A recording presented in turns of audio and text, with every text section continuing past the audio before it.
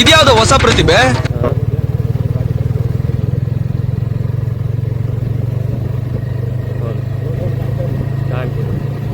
ಗಾಡಿ ಅದು ಬೆಳಕಾಗಿದೆ ಮತ್ತೆ ಇವಾಗ 4 ಗಂಟೆ ಆದ್ರೂ ಅಷ್ಟೇನು ಡಾರ್ಕ್ ಇಲ್ಲ.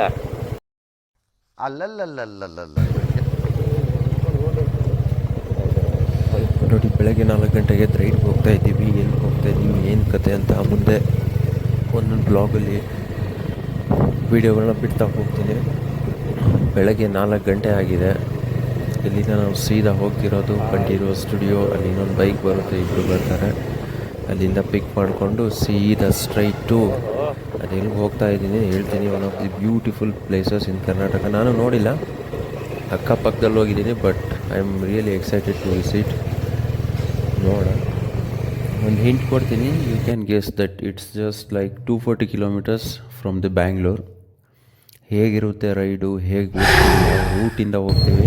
I am super excited. Kanteerava studio ತಾನೆ ಅದು ನನ್ನ ಬ್ಲಾಗಿಂಗ್. This is my first blog. ಇವಾಗ 4 ಗಂಟೆ, ರೂಟ್ ಗೊತ್ತಿಲ್ಲ. ಟುವರ್ಡ್ಸ್ ಕಂಠೀರವ ಸ್ಟುಡಿಯೋ ಮ್ಯಾಪ್ ಹಾಕ್ಕೊಂಡಿದ್ದೀವಿ. ಮ್ಯಾಪ್ ಹಾಕ್ಕೊಂಡು ಹೋಗ್ತಾ ಇದ್ದೀವಿ. ನೋಡೋಣ ಎಷ್ಟು ಗಂಟೆಗೆ ರೀಚ್ ಆಗ್ತೀವಿ. ಇದೇ ರೂಟ್ ತಾನೆ.